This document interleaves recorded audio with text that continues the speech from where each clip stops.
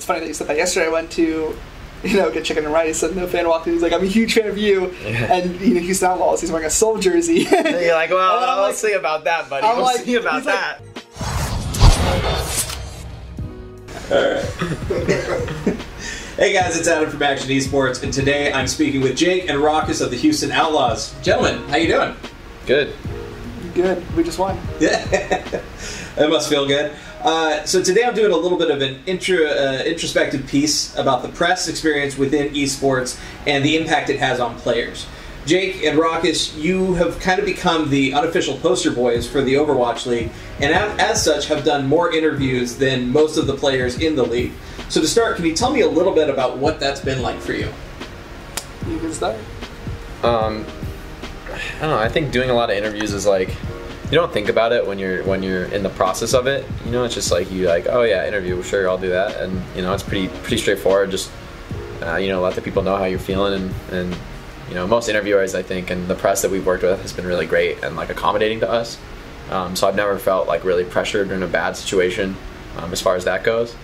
So doing the interviews is just like a cool opportunity to let the fans know what you're really like, as opposed to for most players, especially if you don't have as many interviews, or I think maybe players who don't have English as their first language, it's probably harder to let the fans know what you're really about and what you really like, aside from just how they know you as a player.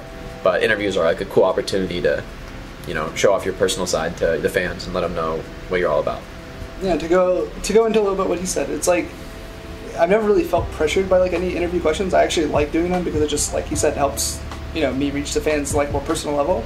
So I mean, I like the opportunity because as many interviews as I can get, it's like people can see like the real side of me, like how I really feel about opinions and whatnot, instead of just seeing me on stage. I mean, I don't get to do live interviews that much, so I don't think people really get to hear what I have to say. But these interviews I have are definitely a bonus for me. So yeah. So it seems like this heightened amount of exposure would get really exhausting over the course of an entire season.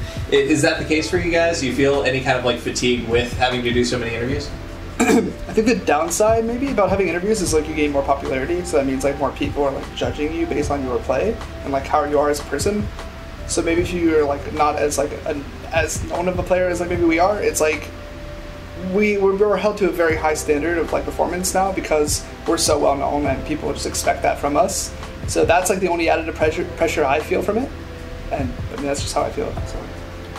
I mean, for me, I just feel like I'm still gonna go out there and do the best I can, and whether someone thinks that I'm a good player or a bad player, or hey, I don't like that guy, I saw that interview, he's a like, sorry man, like you just gonna get out there and do your job.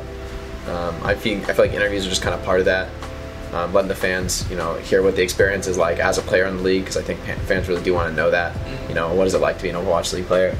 So I kind of see it as just like another side of the job to like enrich the fan experience, make them feel more connected to us, and feel more connected to them. So people seem to love interviewing you guys, your team, and you two in particular, because of how well spoken you are. So has there ever been a point where you just feel like, man, I wish I wasn't as articulate as I am? See, for me, I actually don't feel like I'm well spoken at all. I feel like I have a problem with speaking as it is, but I guarantee for you that is not the case. This guy can debate, can talk to people all day.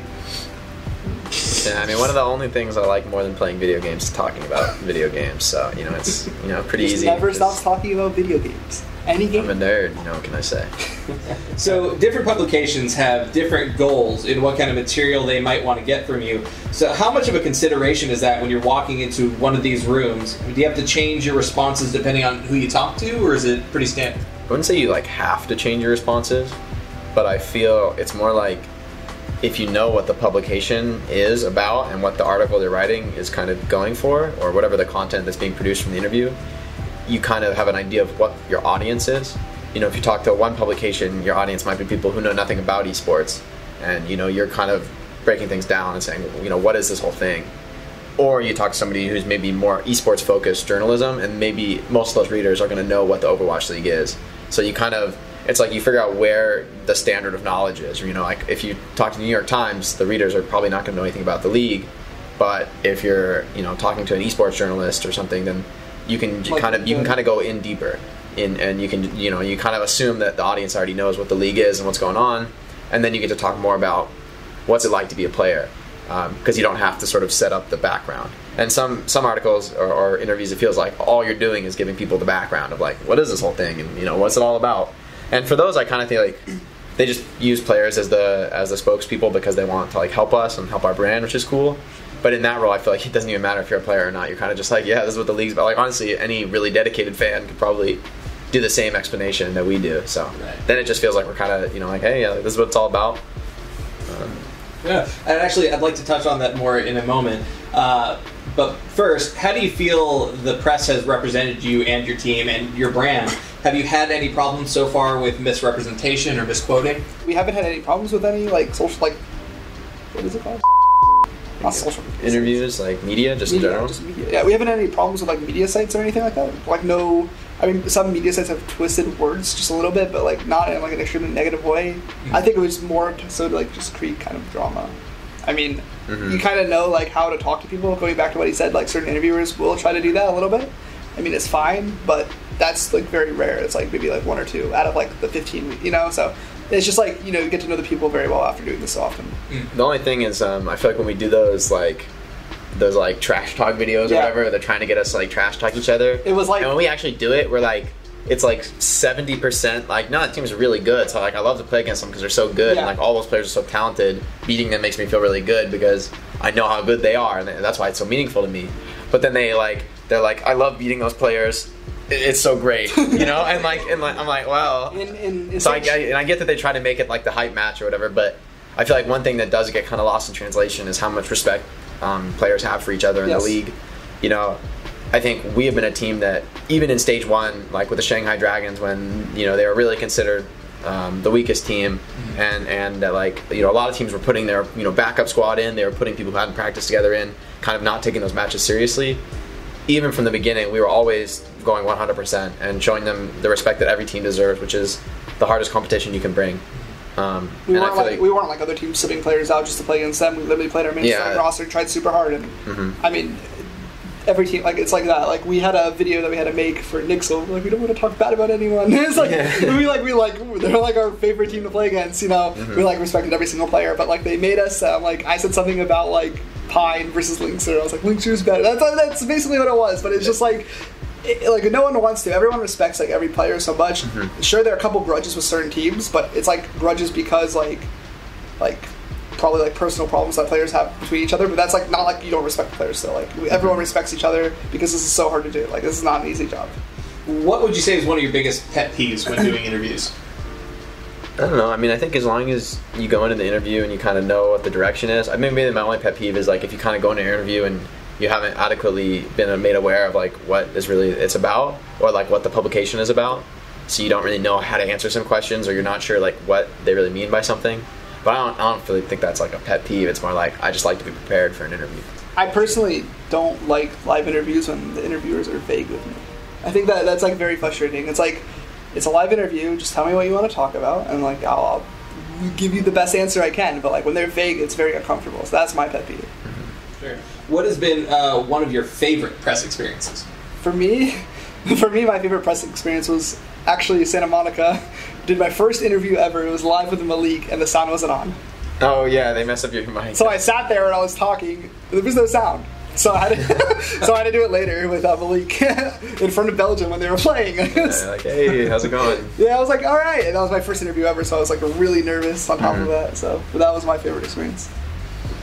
I always like doing interviews with Zoe. Like if you get the chance to do a post game, she's so great at like kind of understanding how you feel in that moment of like total excitement, and then channeling that always in a positive direction. Always kind of like she feels like she's pushing you to show yourself in the best light. She gives you every opportunity. Yeah, she like informs you of like what she wants to talk about, and then she's like very calm about it and doesn't like try to. She doesn't ever throw curveballs. She's like she just wants you to be comfortable because it is not like. It's not naturally comfortable to talk in front of like thousands of people. Like you're talking like in front of hundreds of thousands. Especially like right after a game, you're like in this mentality where you're like super hyped up, and she's really good at yeah, exactly. Like it would be easy to kind of like go overboard on something, but I feel like Zoe's always just such a great interviewer to work with. She's good at leading like the conversation too. Especially like she'll always talk to you before and like let you know what's going to come, because then you can be like more prepared and give a better answer. And I feel like it doesn't even feel like I'm being interviewed as much as it's like we're working together to like create something really cool for the fans. And I think that experience of collaboration is what makes me really like to work with Zoe. For the second part of the interview, I'd like to talk a little bit about your Today Show spot for a moment. You guys did phenomenal on the show, by the way, but what was that experience like, talking to a non-endemic interviewer, trying to explain not just what you do, but basically the entire concept of esports to an older generation? So I didn't do much of the talking, he did. But we were talking the entire time about what she was going to ask, and we were wrong about like everything. Yeah, we didn't expect any of the questions. Like we were planning, they were like, okay, we'll do like I'll do these ones, you'll do these ones, and then she just like none of the questions were expected. So it was a little weird. Yeah. Definitely, but it was cool to like I don't know. Some people thought that she was kind of rude, like watching like Reddit stuff from the Overwatch community. For me, it felt like she was just trying to like let us lead it, even though we were uncomfortable. Like she was trying to. She didn't understand anything about esports. She was asking questions that might have seemed rude, but like she really didn't know anything. So I don't think she was being rude. I feel like she was trying to like make sure her audience understood what was going on. In a way, it's a good opportunity because it's like her audience is exactly that level of knowledge as well. They don't know even what the word means when you say esports. Like, what are you talking about? You're just mispronouncing the word sports. It's like you're like confused. Like, yeah. So I think it was good because it was like she helped us create an interview that was like accessible to the viewership, you know, like the people watching, you know, are going to have those same questions, and they might feel a little rude as somebody who really cares about esports and puts their whole life into it, but at the same time they're not rude, they're just, you know, ignorant. They like don't actually know what's going on. So it's cool to be able to talk to those people who really don't know anything about esports and are in a totally different area of the world and aren't aware of it, and be able to say, hey, this is this thing, and you know, to represent it in a way where someone might say, hey, that's actually kind of interesting, you know, the first time they hear about it. Whereas I think a lot of people might hear about it and be like, competitive gaming, like what? That doesn't even make sense. You know, people who maybe haven't played games in a long time, they haven't followed anything that's been going on recently. So it's cool to be able to like spread it to a wider audience in a way that hopefully just makes somebody interested. I feel like that was the whole point of the interview, was be like, make somebody say, hey, maybe I should take a look at this. It might be cool, you know. And I think that she definitely like gave us opportunity to say, hey, here's what it's about. Yeah, it definitely got people interested. I was getting like mentions on Twitter and like even like emailed by like people that didn't know anything about esports, saying it was like a really cool opportunity for them to like understand like what it was more about. Like they researched it and stuff like that. They didn't even know it existed. And we had like, it was funny because when we were traveling to Texas, there was this couple who kept asking me what sport do I play, and I kept explaining to them that we played video games professionally on a computer, and then they would stop and said, so what sport do you play? And I'm like, there you go, that is our sport. So like I understand like now, like a lot of people don't understand, and a lot of people haven't witnessed it. It doesn't seem like a thing for some generations, and it was a good opportunity for us to present like what esports is about and what the Overwatch is about. So I appreciate that opportunity a lot. Let me say it like this. The questions seem to be framed in a way that painted you as kids who make money as opposed to professionals and athletes. And, you know, is this something that happens a lot to you guys? And, you know, what would you say, if anything, needs to change in how the press approach esports athletes like yourselves? So how I see it is like, I don't really mind being called like a kid. It doesn't matter to me. It's more so like they're trying to let parents, I guess, know of like other, like, you know, like their kids that are playing games, that this could be a career path for them if they work hard enough and they're also talented. But it's more important to like focus on academics and like making sure you're like moving forward with that. It's basically showing like, oh, you don't want to say these two 24-year-olds are doing this. It's like, oh, because you have to start from when you're younger. It's like these kids do this and now they get paid for games, and like it is a possible career path if you work hard for it, and that's basically the picture they're trying to paint. Yeah, and it's understandable, right? Because I think most people who don't know anything about esports think that a lot of people have these ideas that like, oh, video games melt your brain, you know. It's like well, I mean, there's studies that show exactly the opposite, but let's not get into that. And then I think just to present parents who are like, oh my god, what am I gonna do? They feel like they have to like save their kid from video games. It's like, well, that is the perspective, you know. And she presents it that way, but that is, to be fair, probably most of her viewership probably does think that same way. So she kind of like is their voice, and it gives us an opportunity to talk to those people in a way, you know. Even if I don't know how she feels about esports, what her personal biases are, whether they exist or don't exist, but I do think that I'm sure her audience feels exactly the way that she presented those questions, like suspicious of video games, you know, maybe they're not so good. And I think that phrasing questions that way was actually enabled us to really get into those things, because if we just say, oh yeah, we make so much money and game, yeah, la, you know, people are gonna be like, what are you talking about? But if we're able to talk about, you know, like what we said, you know, on the show about living more balanced lifestyle and like all the things you do in your lifestyle to enable this, and how to like you know, no one's gonna tell you to quit like middle school and start like playing baseball 18 hours a day, and you know, just the same thing for video games, right? To we can tell parents that like, you know, this doesn't have to ruin your life. It can be a positive thing that's just one part of your life. It's like why, you know, NBA students get kicked out of school because they're not focusing on their academics. Like they failed their grades, they failed their school, and they just removed from the program. You have to focus on academics, but you also can focus on your profession. It's like same thing with esports. It's a career path. So. You have to be balanced. So going into that interview, I'm sure it was not lost on anybody that you wouldn't be representing just yourselves or your team, but a multi-million-dollar industry. That's a lot of responsibility. I mean, how did that affect you, and how did you prepare for that opportunity? We had like a lot of help for sure from the we PR staff at Blizzard and Outlaws and everyone, and some organizations. We got to also meet like backstage. We got to meet some really cool people who work with Blizzard and Mike Lupica, who's a really well-known sports writer, which is so cool to meet him too, just because like as a personal fan of his writing. I'm a huge fan of like traditional sports, so like that was like really exciting. It's like we're meeting him as a celebrity. We're like, let's go. He was like super passionate about it too. Like, he was very into it. That was cool. I kind of totally expected him to be like, you know, like oh whatever, but he was like, oh man, so this cool. is sick. Like he's like, it's big. It's like he was like always like he was so positive about it, and that was like a big confidence booster for us. I think before we interviewed too, like we kind of expected him to be completely the opposite. Even like the PR guys were like, Mike Lupica's coming. Oh, he's a big dog. It's like he's like, we don't know what he's gonna say, and then he was like so positive towards us. We're like, oh okay. He's like, this is awesome. We walked up and we're like, we feel good. So it was definitely like, I remember like I felt super confident. I was like backstage, we're reviewing the stuff. We're like, okay, we're ready for anything. Like we got this. You know, we got all this stuff planned. But then honestly, sitting down in those chairs and like all the TV cameras and the studio audience, I was like, okay, like we this is real. You know, it's like you like don't realize it's real until like, you sit out there. It's like, you know how like it's like nervous laughter, it's like a nervous smiling. Like you're like, oh wow, yeah, like it was very like. I wasn't high pressured to represent the league. I knew we'd do a good job on that. It was more like representing ourselves that we were nervous about. I feel like, like, did you feel nervous about? Just in general, it was like it didn't even feel like representation. I wasn't even thinking about things in a complex way. I was just like, oh my god, I'm on like live TV. Like there's millions. Mom. Just knowing that there's like so many people watching. I don't know. It's even though in esports you kind of get used to it, where like we feel like okay, we do this a lot, but coming in front of an audience to which you're like it's like your first impression to 10 million people, right? Yeah. And rarely in your life do you have an opportunity to make a first impression with that many people. So you kind of realize like, oh man, this is a really important moment.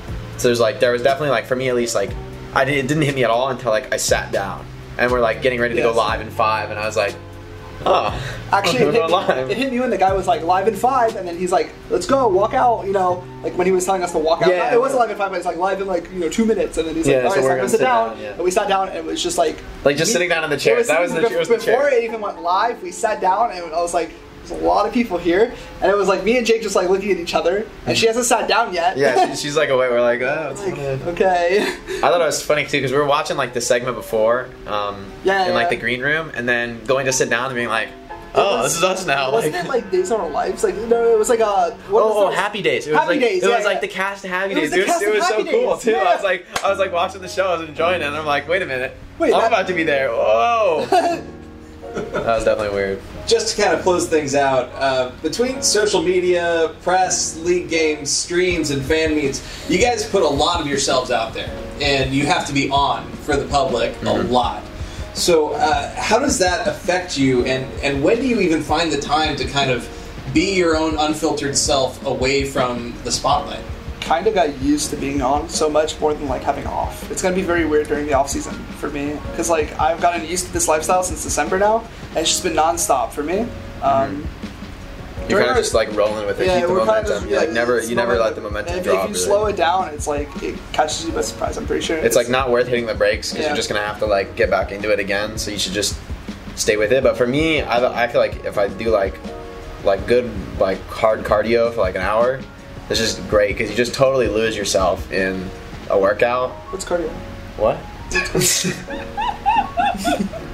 But like just like going for like a run or like getting on the bike or swimming or something, like just anything you do to work out, like it's really great. You kind of just get out of your own head, and you aren't a professional gamer, you aren't anything special. You're just a person. You're just like you're focused on yourself and your body, and just like reminding yourself that you're just like everybody else really at the end of the day. That's something I think that maybe the fans don't get. I don't think they realize like it's easy to even lose if you're constantly in the public eye. You're like always thinking about what's everyone else thinking, but then you kind of, if you can just break it down and you have like some time where you're just you just forget about it all. It's like it doesn't exist. Yeah, so for me, I don't think the fans realize that, like, when I'm talking to them, like, even, like, just meeting them, I meet them almost, like, as a random person. Like, I just talk to them the same way. I don't feel like I'm above anyone else. I don't know if people feel like, it's, like, hard to explain. Like, other people feel like we're such celebrities, but I just feel like a normal person. I just want to talk to them and meet them. Yeah, that's the weirdest thing when fans are, like, super excited to meet you, and it's not, like, in a bad way, but you're like, I'm just like you, you know, like, that's cool to meet you, too. Like, I think it's, like, I'm very friendly, so, like, I want to handshake everyone, I want to hug them. They feel very, like, shocked. People are surprised, because they just forget that, you know, what were we doing, 1 year ago? We were just, you know, normal kids, just right? Like anyone else. in our rooms playing. Freaking nerds playing video games all day. $450 tournaments. Yeah, so I think one of the cool things about the league is that even as we do all this publicity stuff, you have to stay humble. You like stay like you have to stay real. You know, you have to keep it real, and like not thinking you're something special is like a key way to just keep yourself sane, honestly. Because I don't even know how if you're like a real celebrity where you're like, you know, everyone is like you're like a movie star or something. I can't even imagine that, because then, like, at least for us, you know, there's a lot of people who don't know anything about esports. So most of the time we're still just regular people. You know, if we're out eating dinner, no one's gonna recognize. So like yesterday, it's funny that you said that. Yesterday I went to, you know, get chicken and rice, and the fan walked in. He's like, "I'm a huge fan of you," and you know, he's Outlaws. He's wearing a Soul jersey. And you're like, "Well, let's see about that, buddy. We'll see about that." Like, when do you guys play? I'm like, "Oh, we play today." He's like, "Oh yeah, I forgot." I'm like, "Okay." It was just cool meeting someone like.